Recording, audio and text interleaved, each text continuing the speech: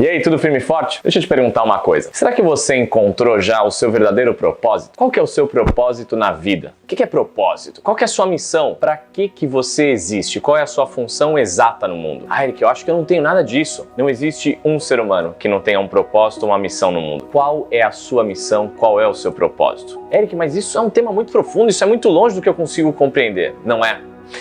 Deixa eu te dar uma força, deixa eu te ajudar a encontrar o seu propósito. Pensa um pouco mais, para e pensa, se você quiser fazer isso agora, se você quiser fazer isso com calma depois, mas para e pensa em quem você era quando você era uma criança bem pequenininha. Como que era você no convívio com as outras crianças? Qual era o papel ou a função que você desempenhava? Será que você era aquela criança que gostava de ajudar todo mundo? Será que você era aquela criança que gostava de ensinar coisas para os outros? Gostava de brincar de professor? Será que você era aquela criança que gostava de brincar de construir coisas? Construir casinhas, prédios, qualquer coisa do tipo? Será que você era aquela criança que gostava de lutar pela justiça entre os amiguinhos? Será que você era aquela criança que quando algum dos amiguinhos se machucava, você era o primeiro a ir lá ajudar e buscar uma cura física para aquela criança, para o seu amiguinho? Quem era você exatamente quando você era criança? Por trás dessa forma de agir específica que você tinha, existe uma missão e um propósito. Na verdade, isso não nasce em algum ponto da sua vida. Isso já nasce com você,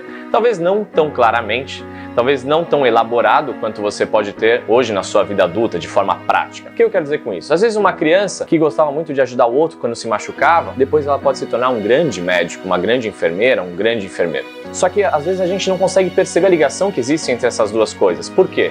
É muito comum, uma pessoa vai crescendo e as consequências e os caminhos do mundo vão levando para as áreas mais cômodas, mais comuns. A pessoa vai tendo a vida como uma consequência das condições que surgiram para ela ao longo da vida. O que eu quero dizer com isso? A pessoa vai crescendo, passa pela adolescência e aí chega na hora de escolher a profissão, o que vai fazer para trabalhar na vida adulta dela. E é muito comum a pessoa não ter a menor ideia de qual é a vocação dela, de qual é o propósito, qual é a missão dela. Porque é algo realmente pesado e profundo para um adolescente decidir ali, se ele não tiver uma percepção profunda de quem ele é, de quem ele era na infância dele. E aí é muito natural que a pessoa escolha algo cômodo ou prático ou que as condições trouxeram para a vida dela. Só que de repente a pessoa faz essa escolha pela praticidade, pelo cômodo. Vai percorrendo esse caminho na vida adulta. Aí passa ali alguns anos, para alguns um pouco mais, para outros um pouco menos, alguns em poucos anos já descobrem que não é isso que faz sentir realizado, outros 5, outros 10, outros 15, outros 20 anos.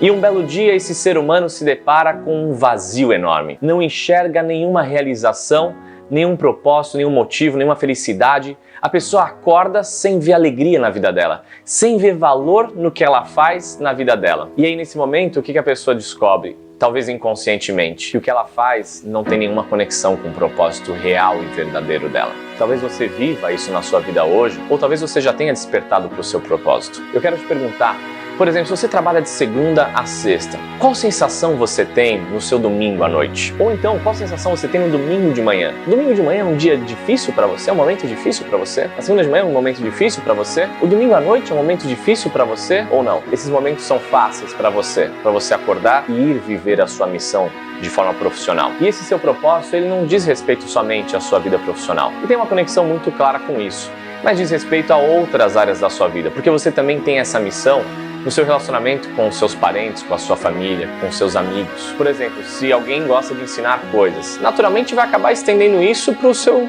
convívio familiar, seu convívio entre amigos. Então, se você desperta esse propósito, se você traz isso à tona, primeiro que você se sente realizado, vivo, como você talvez nunca tenha se sentido. Você tem uma energia, uma disposição para fazer coisas que você jamais teria em outras coisas que não seriam o seu propósito. O seu limite vai muito além. Talvez você tenha economia, você se sinta cansado, exausto para fazer alguma coisa que não te agrada profundamente. Mas quando você vive o seu propósito, o seu limite é muito maior. Na verdade, não existe limite. Por mais que o corpo possa ter algum limite, você ainda se sente realizado constantemente por fazer aquilo que é a sua missão, que é o seu chamado e o seu propósito. E nem sempre isso vem claramente em um painel escrito em letras neon, qual é o seu chamado. Muitas vezes isso nasce de uma adversidade, um momento difícil, ou você sente falta de algo que você sempre amou fazer. E algumas pessoas se deixam eliminar, bloquear isso por causa de uma crença limitante, de acreditar que não se pode ser feliz, não se pode ganhar dinheiro fazendo o que se gosta, fazendo o que se ama. Isso é o maior dos equívocos. Na verdade, você só pode ganhar muito dinheiro, você só pode se fazer muito feliz fazendo o que você ama, porque você nunca Você nunca vai ser tão bom em alguma coisa que você não tenha como propósito. Você vai ser extraordinário, excelente, quando você estiver vivendo o seu propósito. E aí nada mais te para, nenhum limite mais existe. Pensa sobre isso. Até a próxima.